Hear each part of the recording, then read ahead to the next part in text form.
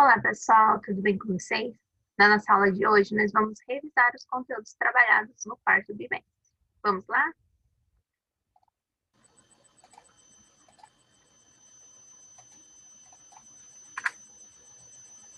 Vamos começar com os gêneros textuais.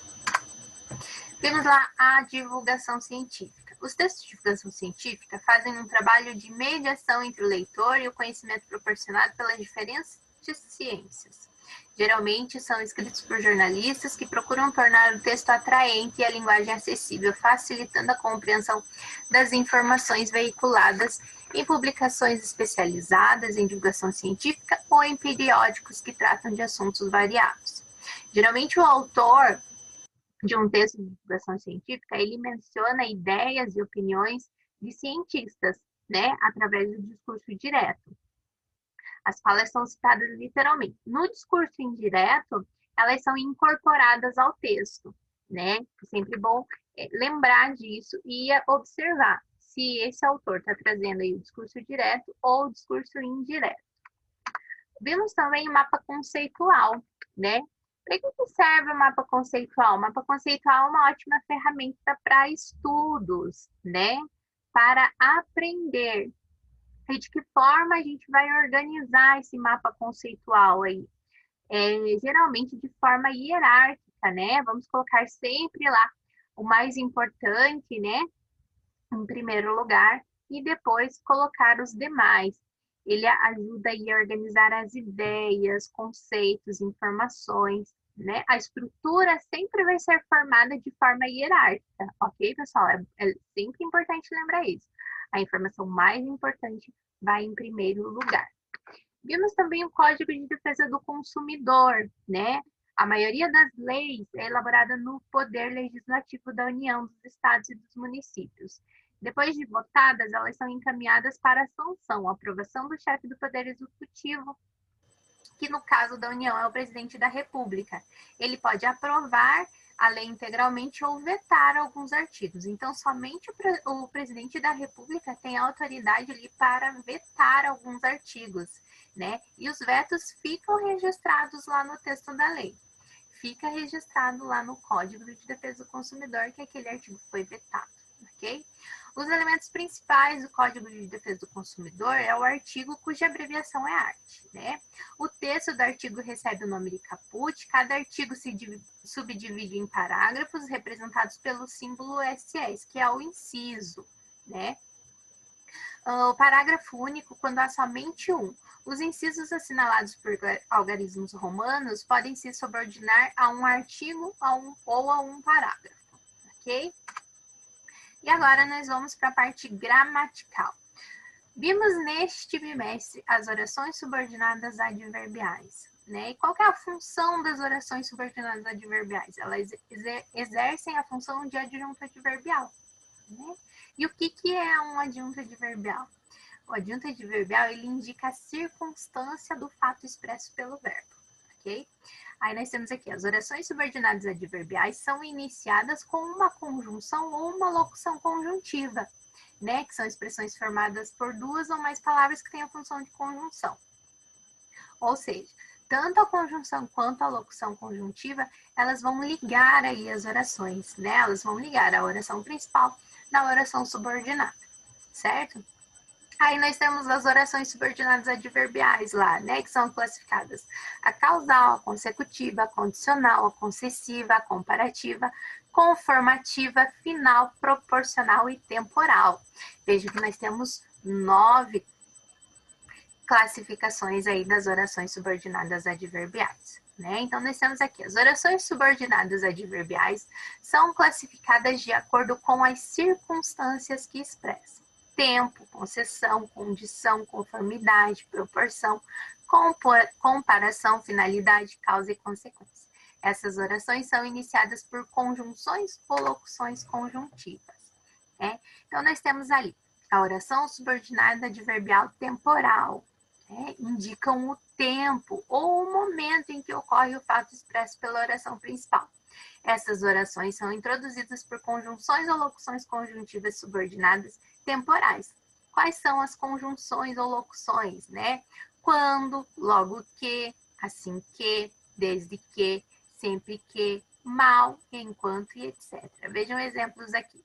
Chovia muito quando começou o jogo. Desde que ele era pequeno, sempre morou no mesmo bairro. Então, nós temos exemplos aqui com o uso dessas conjunções e locuções conjuntivas que indicam tempo, né? Agora, nós temos aqui as orações subordinadas adverbiais concessivas, que indicam uma concessão, isto é, um fato contrário à ação principal, mas incapaz de impedi-la. Essas orações são introduzidas por conjunções ou locuções conjuntivas subordinadas concessivas, que são as embora, ainda que, mesmo que, apesar de que, conquanto que, por mais que, se bem que, etc. Vejam alguns exemplos. Ainda que esteja chovendo, o jogo será realizado no horário marcado.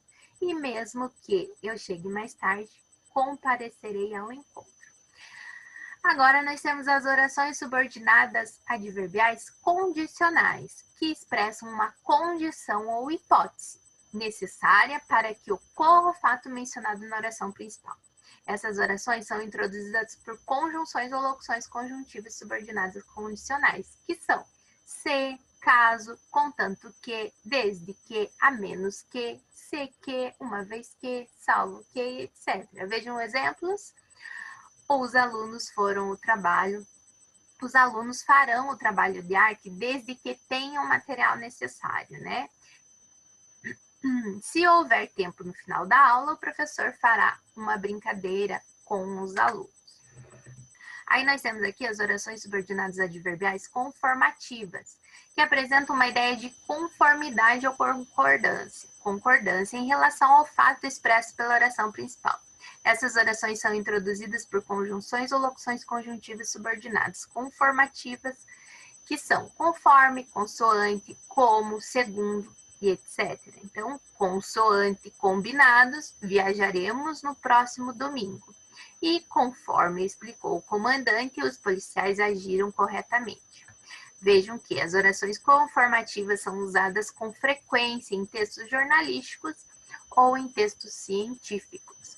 E as orações subordinadas adverbiais proporcionais indicam uma proporção em relação ao fato expresso pela oração principal. Denotam também simultaneamente, isto é, que dois fatos ocorrem ao mesmo tempo. Essas orações são iniciadas por conjunções ou locuções conjuntivas subordinativas proporcionais. A proporção que, a medida que, ao passo que, quanto mais, mais quanto menos e menos. A dor do paciente aumenta à medida que passa o efeito dos analgésicos, né? Então, aqui vocês têm outros exemplos. As orações subordinadas adverbiais comparativas indicam uma comparação, uma relação ao fato expresso pela oração principal, podendo apresentar nuances de sentido. Revelam uma relação de semelhança, superioridade, inferioridade entre os elementos comparados. Essas orações são introduzidas por conjunções ou locuções conjuntivas, subordinativas comparativas, que são como, assim como, que, mais do que, menos do que, tanto quanto, tão como, né? Vejam os exemplos. Jorge é tão alto como seu irmão mais velho. Aí nós temos lá as orações subordinadas adverbiais finais, que estabelecem uma finalidade para o fato expresso pela oração principal. Essas orações são introduzidas por conjunções ou locuções conjuntivas subordinativas finais, que são para que, a fim de que, vejam o exemplo, o rapaz guardava uma parte do seu salário a fim de comprar um carro. E as orações subordinadas adverbiais consecutivas expressam uma consequência do fato ocorrido na oração principal. Essas orações são introduzidas por conjunções ou locuções conjuntivas consecutivas, que são tão que, tanto que, tal que, tamanho que, de tal modo que, uma vez que, de sorte que. Vejam um exemplo. A fila do cinema estava tão longa que não assistimos à estreia do filme. E aqui a oração subordinada adverbial causal né? Indica a causa, o motivo, que leva à consequência expressa pela oração principal. As orações causais são frequentemente empregadas em textos de divulgação científica e em reportagens, gêneros nos quais predominam a exposição de ideias e a explicação. Essas orações são iniciadas por conjunções ou locuções conjuntivas subordinativas causais, que são porque, já que, vista que, como, posto que, uma vez que e desde que. Vejam um exemplo: como o tempo está quente, viajaremos para a praia no fim de semana. Agora nós temos aqui a relação de causa e consequência, né? Vejam que nós temos dois exemplos ali. O preço do combustível estava tão alto que os consumidores protestaram. Aqui a nossa oração principal é uma oração principal causal. E a nossa oração subordinada é uma oração adverbial. Uma oração subordinada adverbial consecutiva, né? Que ela indica uma consequência. A mesma oração a gente tem aqui, ó. Como o preço dos combustíveis estava muito alto, os consumidores protestaram. Então, nós temos aqui a relação de causa, né? A nossa oração agora aqui subordinada adverbial causal está aqui. E a nossa oração principal consecutiva, que indica consequência, está aqui. Então, veja. Não é possível separar a causa a consequência de um fato, pois toda causa desencadeia uma consequência, assim como toda consequência é gerada por uma causa, tá? O enunciador, aquele que produz o texto, pode organizar o período de duas maneiras distintas, dependendo do que deseja enfatizar. Então, a gente tem aí dois exemplos de causa e consequência, certo? Aí nós temos aqui, ó, conjunções subordinativas adverbiais. Uma mesma conjunção ou locução conjuntiva subordinativa adverbial pode expressar ideias diferentes, dependendo do contexto. Então, é sempre importante analisar o contexto para verificar qual a relação de sentido daquela conjunção ou locução conjuntiva, ok? Vejam aqui, o desde que. Ela tem ideia de tempo, o rapaz mora com os avós desde que era criança, e temos também a ideia de condição. Os alunos sairão mais cedo desde que entreguem os exercícios, né? Aí nós temos aqui o como, ideia de conformidade, fez o trabalho como combinado. Agora, ideia de comparação. Ele é ágil como um gato. E uma ideia de causa, como estava exausto, descansou um pouco à tarde. Então, vejam que nós temos três sentidos diferentes da conjunção como, né? Então, é importante analisar sempre o contexto. E, por último, nós temos ali uma vez que, com sentido de condição e com sentido de causa, ok?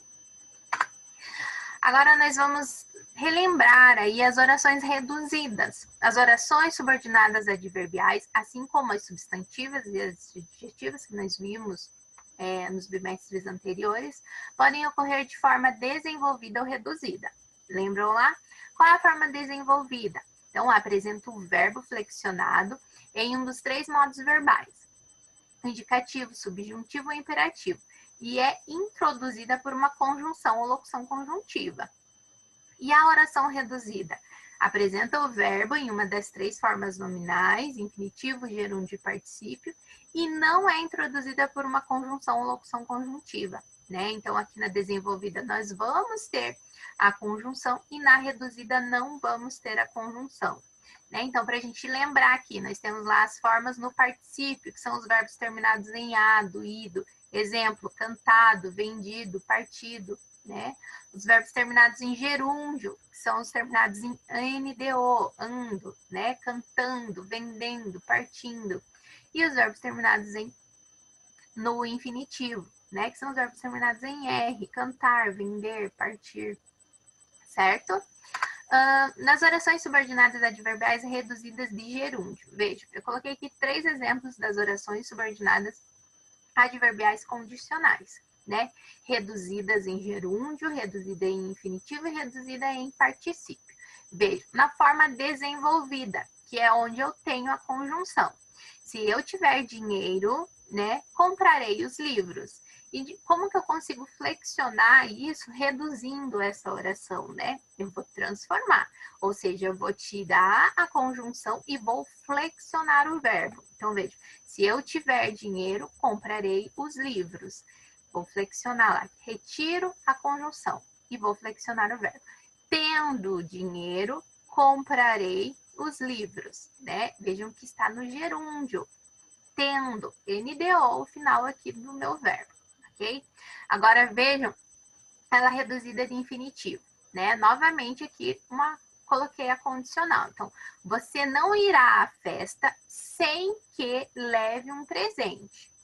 Como que a gente vai flexionar lá para a forma reduzida? Você não irá à festa sem levar um presente. Vejam que o verbo leve aqui, a gente flexionou no infinitivo, ou seja, terminado lá em R, tá?